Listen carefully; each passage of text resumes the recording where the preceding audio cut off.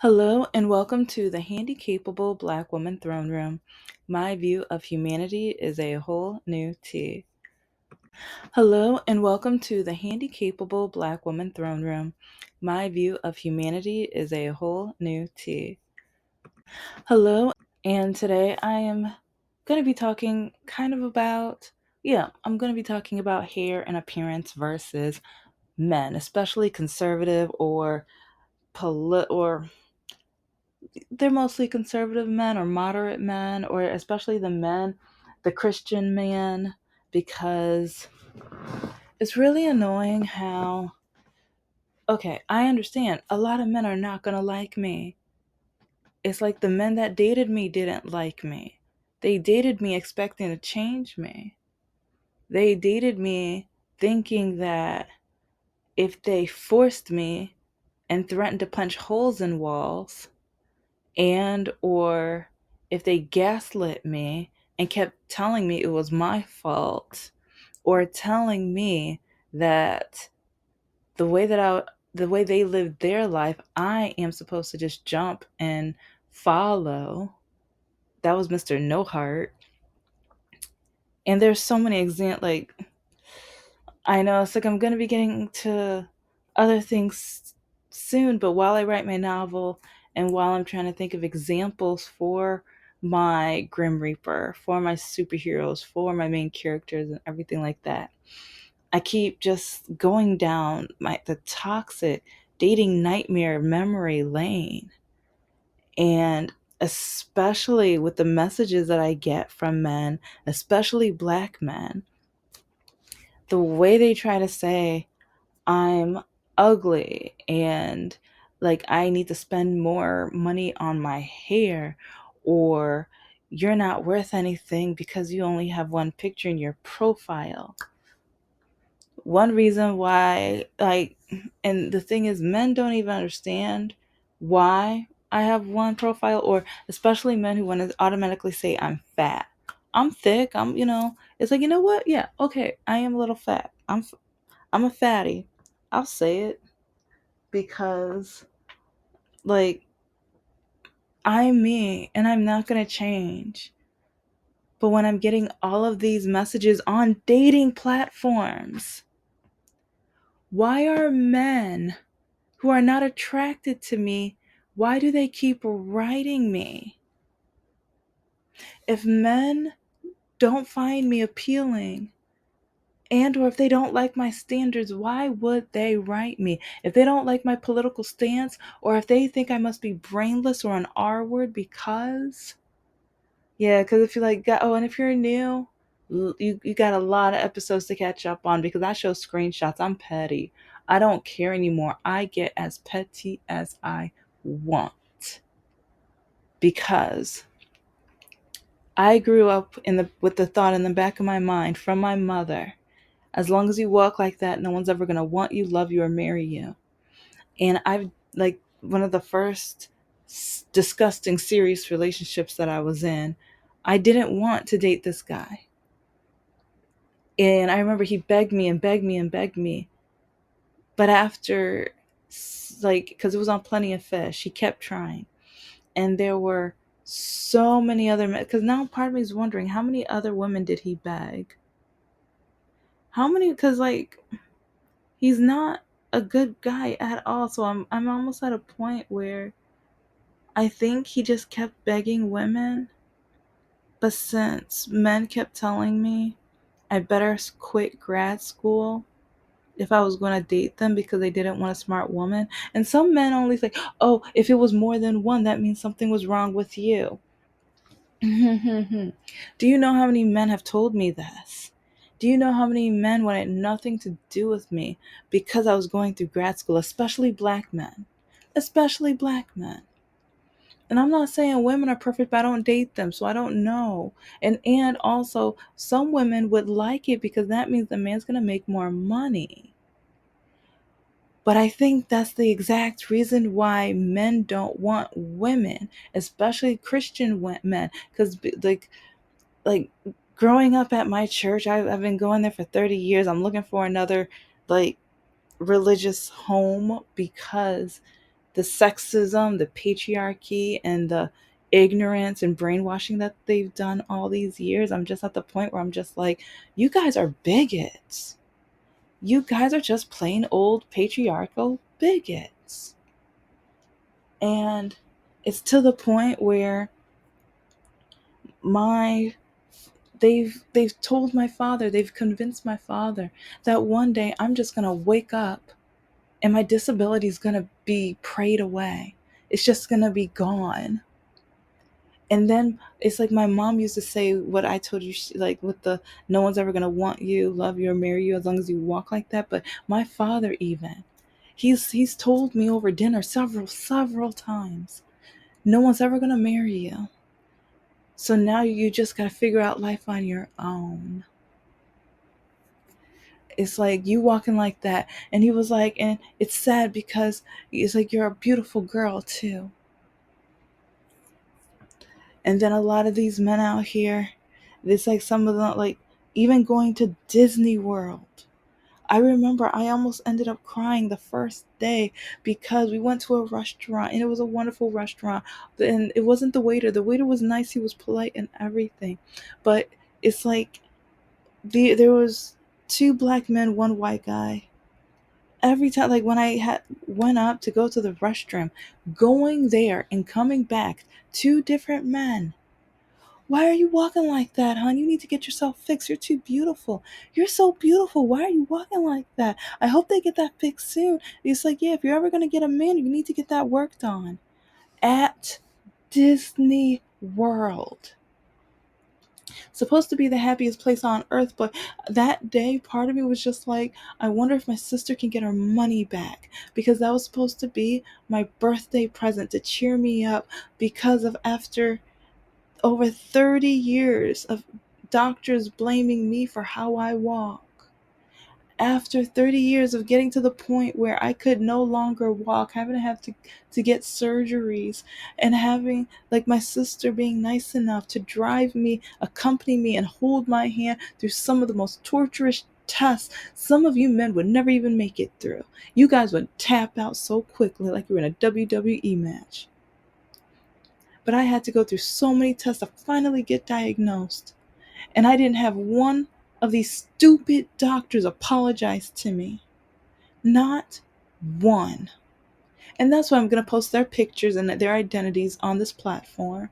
Because if you can't apologize, if you're just going to tell me, well, you don't look like there's anything wrong with you, after I keep telling you I'm in pain, but then you keep telling me I'm lying. But now, like going to Disney World, it's like even entering like we could even enter and get to our table without one of the guys coming up to me while he was cleaning tables to tell me, oh, I was like, I hope they get you fixed soon, girl. Ooh, you looking real cute. It's like, you're real cute. It's like, yeah, you have no business. And I remember my sister only heard half of it. She was ready to it. I'm like, we're not fighters.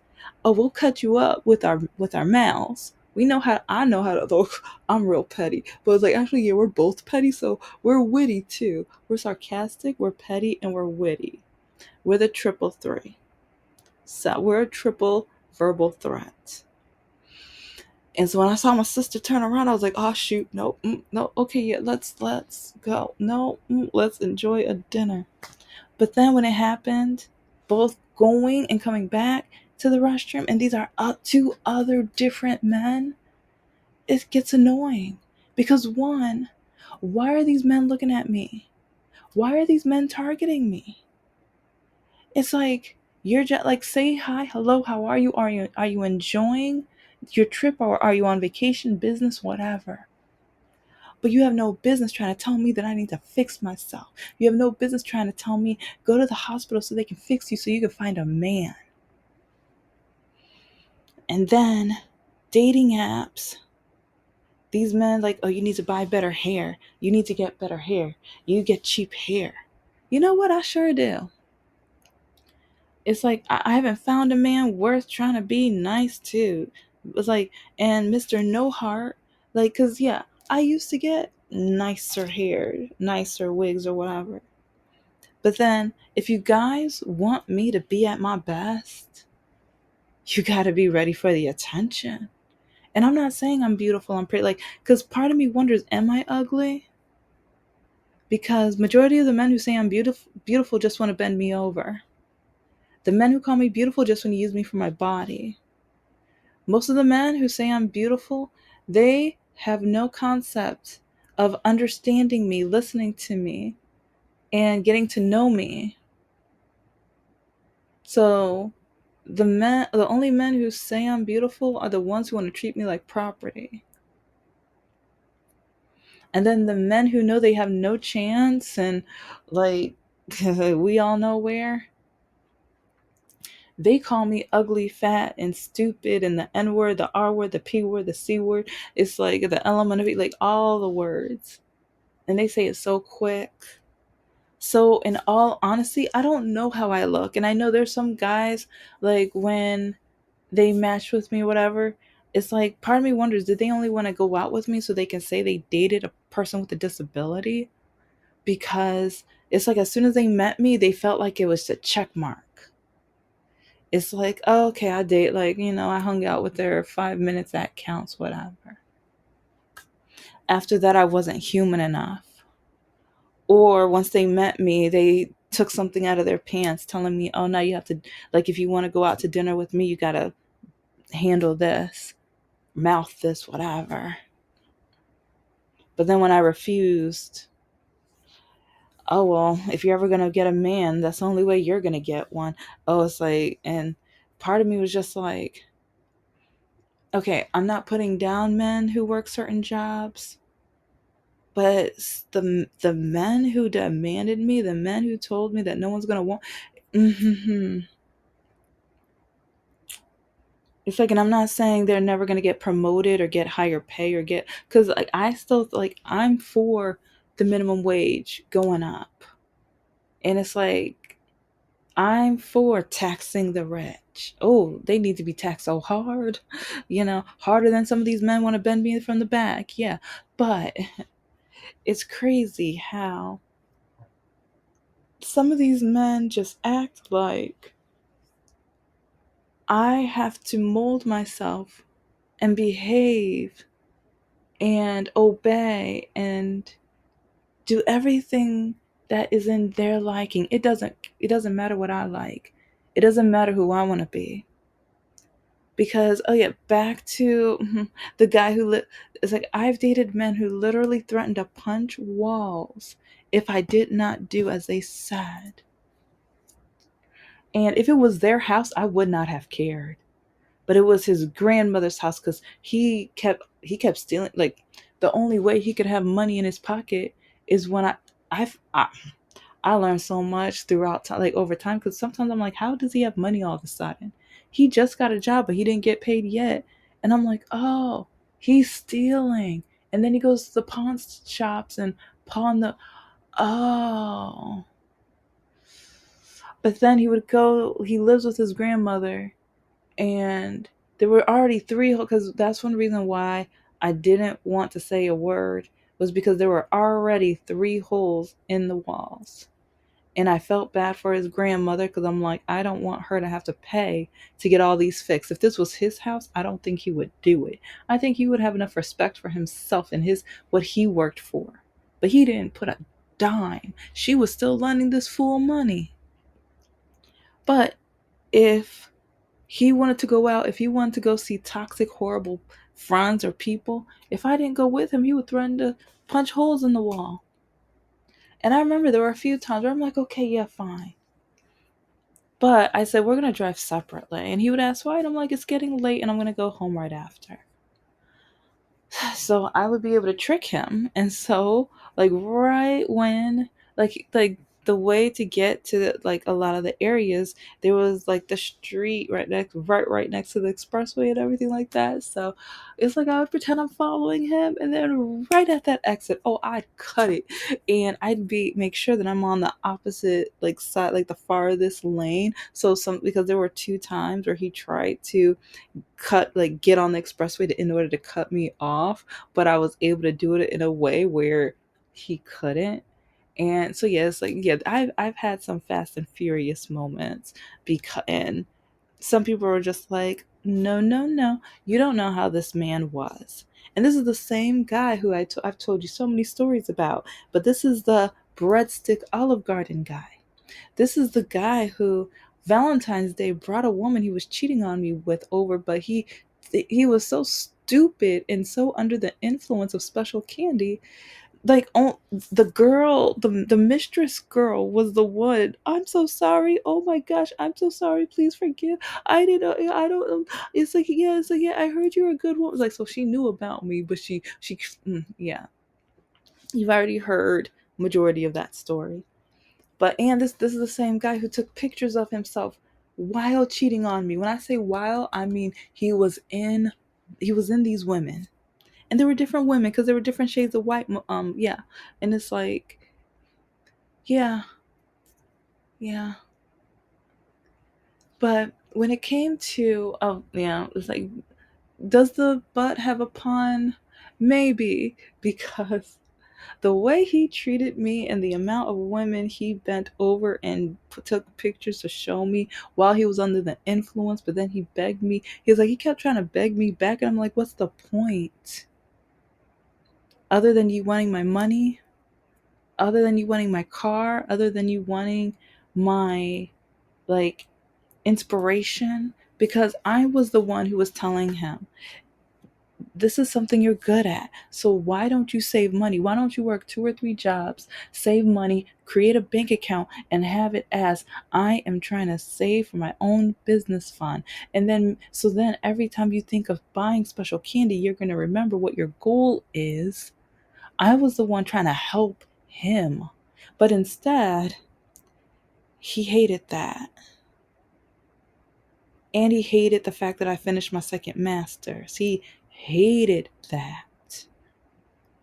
It went from like yeah, so anyways, you've already heard that story. So but then with Mr. No Heart, yeah, because when I like talking about fashion and wigs, and it's like if you saw me, like so much happened from because I remember I was even working for this one promotional company. I told you part of the story because a lot of people were scamming this company, and then I was like the company, the bosses, not like the head boss, but the district, state, the city boss threatened that if I didn't take part, they were gonna fire me, and I'm just like, how are you?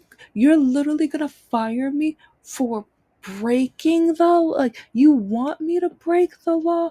You want me to do something stupid? You're literally threatening to fire me because I am refusing to break the law. But yeah, I've been through a lot.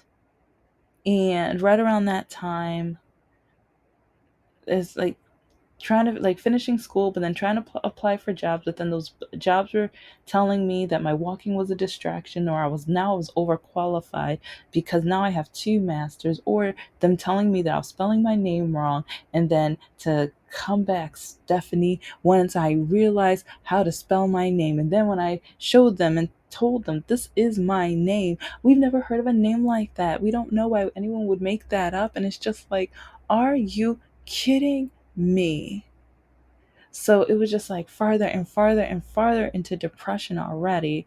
But then while I was getting depressed because no one wanted me, even though I busted my tush off, going to school, working like I worked for over 50 different promotional modeling companies. And I was getting as much experience as I possibly could, but no one at the company, like, it's like they all hated me and I didn't know why. They all hated me, and I'm just like, what did I do wrong? It's like I'm literally like, some of them hated me because we passed our group um test, because we would get secret shopped and everything. And yeah, I'm the one with the learning disorder, but I'm the one staying up late hours to remember and like to know like the website and the products and the details and what the product's made of, or like the ingredients, and I was going detail to detail. So it's like, but then there was somewhere yeah, let's just say the bar, like, because alcohol promos are, but I remember there was one where the guy kept telling me, don't do that, don't bore them, don't do that. But then he turned around and told the company that I didn't do it when he told me not to, but he did that because I wouldn't sleep with him in his office. It's like at least 5 or 6 times he kept telling me, "Come to my office. Like I want to have a little fun with you. You're a little thick one. I can't wait to enjoy you." And I kept telling him no, and so I didn't get paid for that one because the company believed him and not me. It's like I didn't even tell them about that part because I was too scared to.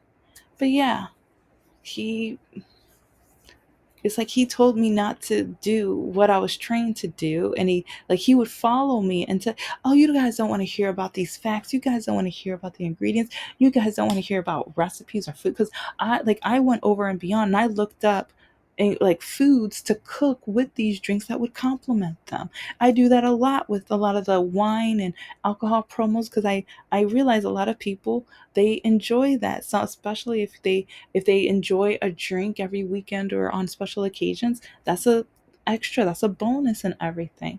But he was telling me, no, don't do that, stop doing that, why are you doing that, you're boring them, that's stupid, that's dumb. And but then, yeah, he kept telling me to come back to his office so he can, and he kept whispering it, disgusting things, and it was just like, um no. So, but yeah, I've been going around that time. I was going through so many disgusting, depressing things, and then my walking was getting worse. So some promotional companies were like, "You're so impressive and talented, but we're scared to put you on an airplane. Why do you walk like that?" It's like, once you can give us a doctor's note, maybe, but if you get injured while traveling and stuff, that's going to be on us, and we don't want to get sued. And but then when I would go to doctors, they would tell me it was in my head. They blamed me. So I had to retire. I had to stop because of, and that's one reason I keep putting, and that's why I'm going to show the doctors images. I'm going to tell you all about them because they keep saying, well, how are we supposed to know? Because for 30 years, I kept telling them, and they kept calling me a liar. They kept telling my mom I was a liar. So then I got whooped, spanked, traumatized, like physically traumatized. Like they don't like when we use that ABUSE word, but I was literally ABUSC for years. And so and then it's like applying for jobs around that time, like when I used to love fashion. I love being like trying to be pretty, whatever. But then jobs just kept telling me I wasn't good enough, I wasn't quality, that it's like I need to walk right. And or they were shocked that I was black. Because on the phone, I get like a lot of people guess I'm white. I've had like on dating apps after I broke up with Mr. Nohart, do you know how many times when we get to the phone call, especially black men, they're like, "Oh, you catfish me." I was like, I didn't know I was talking to some white girl. I'm not white. Hold up, you ain't white? Oh heck no. It's like who the blank like taught you how to talk like that? It was like, I ain't talking to no proper girls. Like, you gotta be kidding me. You better like learn how to be black, hang up, and yeah. So when, especially when black men try to tell me that I need to like use more money, but then when I look at some of their profiles, their cars are more expensive than their houses. And I keep saying this because cars depreciate. And I feel like the Zennial men or Generation Z men, they are so hard trying to be alpha. They are so hard trying to show how they're dominant. And it's like with a lot of these male influencers, they keep showing like the cars and valuable things that depreciate, or like, or items that, okay, it's like I'd rather have like see that you know how to manage your money and that you know how to buy a house. I'm still working on getting the house. But at least, okay, maybe get the apartment, condo, something like, or at least start investing it, like show that you know how to manage your money. It's like you keep putting so much money on a vehicle, on a car. And that's one reason why I put that in my standards.